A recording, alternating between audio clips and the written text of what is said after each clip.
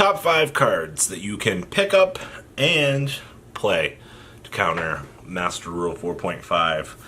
What is up, guys? This is a long time discussion. There's a lot of theoriodes going into this. This information might not be the most optimal because we are looking at 4 to 5 months in advance here. So it's going to be a wild ride, but stuff I think you should have for this, and this is going to be genuinely listen to some of my reasoning on this, and we'll see how this goes. Let's dig on into this discussion, shall we?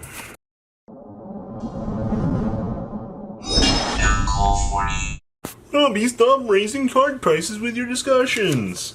I wish I had that kind of power. Number 1 on this list are the kaijus. So we're heading into this really big synchro experienced format, and everything on this list is going to have pretty much the same effective reasoning for this. But when you look at Quasar Blaze, these big synchro boss monsters, Scarlight are not Scarlight, the big level 12s out there, I guess even Teachy, Halberd, Cannon, whatever.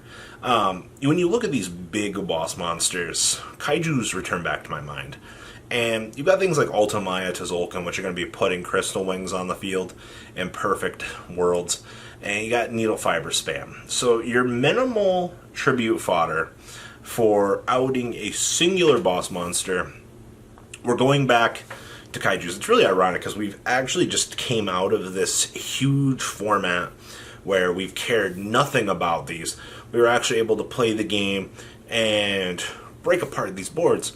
And then we get into the part here where we return back to these heavy negation-esque boards.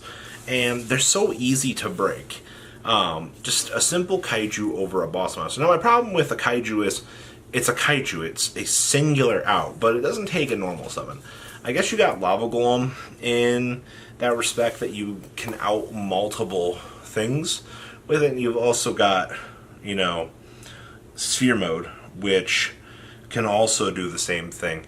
But when I look at this, I'm just like, I don't know, guys, but some sort of kaiju Lava Golem Sphere Mode, you're going to want to have this for the huge break-a-board concept that is being presented to you. All 3 of them are going to be very important going forward, and I cannot stress enough that these cards are going to gain a lot of reputation in the coming months, especially Sphere Mode. When your opponent's like, I got triple Crystal Wing, what are you going to do? You just hand them the testicle.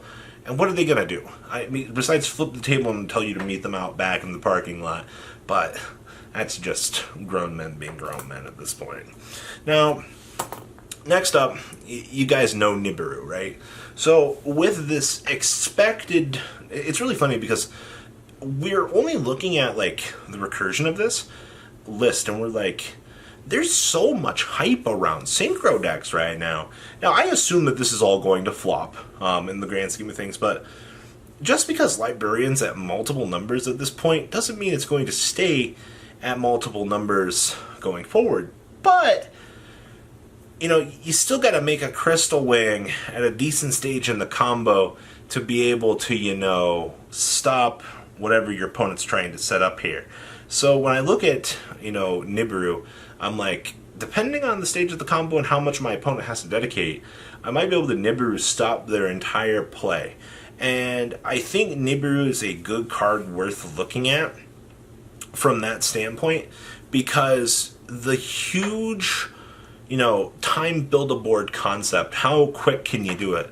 How fast can you make that Ultimaya Tzolk'in to, set up and do the damage that you're about to try to, bring on with it at this point? I think the card is very good at that aspect, but outside of that, as soon as that negate lands on the field, then that card flops. And I'm very hesitant about this card, actually.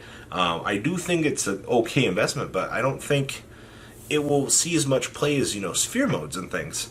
Now, next up on this list is my choice for the format. It's Dark Ruler No More. So, okay, Ultimaya Tzolk'in poops out all these negates. Alright, cool. So, we got Ultimaya Tzolk'in up in the top. We got Triple Crystal Wing. we set up our best board possible. All right. And so there's another monster. So, okay, cool. We got multiple negates. Slam that Dark Ruler No More on the table. Bada bing, bada boom. You just broke their board. Congratulations. Your opponent cannot interact with you for the rest of this turn. So when I look at Nibiru, like I said, it's a card that can be chained to. It's a card that can be stopped. I think the effectiveness of the rock is really, it's going to the wayside. And I look at Dark Ruler No More. Alright, slap that baby on the table, your opponent can't respond. And it's a global negate cold wave for the opponent. What is wrong with that? I think that I think Dark Ruler No More will be the best going second card that we have. Unless you're playing against a hand loop deck, then you're just SOL. That's all I can tell you about that. Like, if your opponent's playing Trishula hand loop, well, it was a good run, guys. You tried your best. You really did, but you can only go so far with that. There's one key point later on in here that we'll talk about to kind of counteract that, but for the most part right now, Dark Ruler No More is looking to be the much better Nibiru. Honestly, my hierarchy here is literally Dark Ruler No More Sphere Mode are probably going to see X play for this, because honestly, if we are really, like, if this rumor mill is true about, like, oh, these expected decks, like, yikes. So we'll have to wait and see. Now, this one most people already know about. It's D-Barrier. Chainability is key. Alright, that's my new company slogan, by the way. Chainability is key. Alright, just remember that. You're sitting at the office working, you're on your way to work. Just remember, chainability is key. And I've said this about trap cards for the longest time. D-Barrier. You can be that guy. So, the more resources your opponent commits to the point that you can D-Barrier them and blow them out of the water, I will take that every single time. Chainability is key. I love that. I'm the kind of guy that wants my opponent to commit as much as they want to it. The biggest thing I think about this, though, you're going to have to know when to D-Barrier. Don't be that guy that just flips the D-Barrier at the beginning of your opponent's turn and declare, and then they have all their resources in their hand, and your opponent just, you don't have a follow-up play to the next turn, and then they just blah everywhere on you. Alright, like, that's the problem. D-Barrier is a card that you look to punish your opponent, obviously, just to make sure that you know how to play it. I gave this speech every time with Solemn Judgment. Half your life is a very, key thing.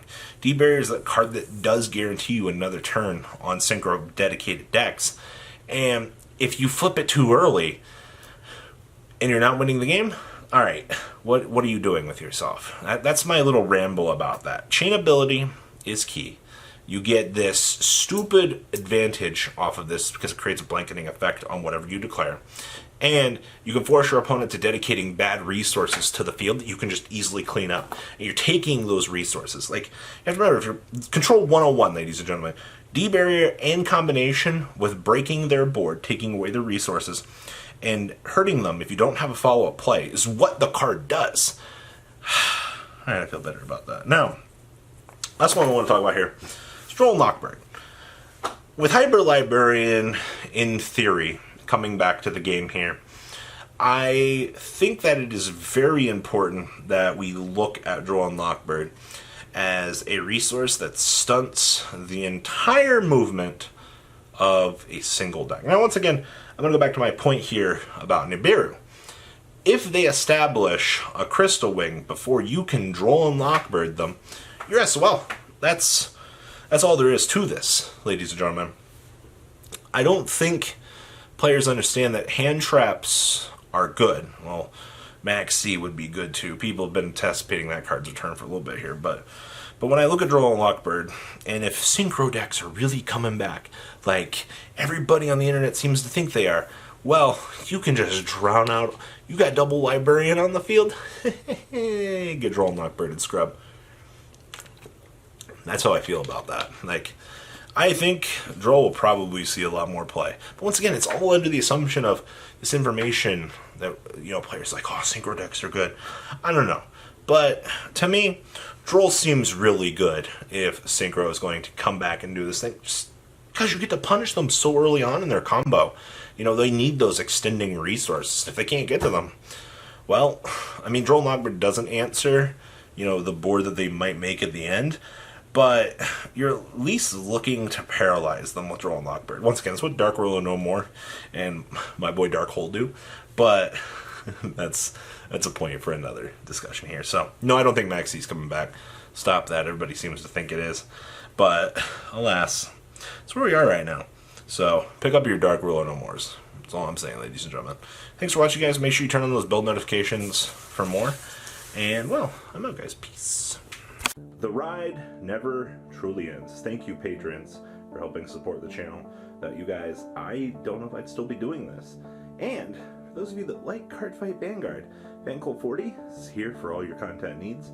And those of you asking if I sell cards, mcoolgames.com for all your trading card game needs. Check the description for more interesting info.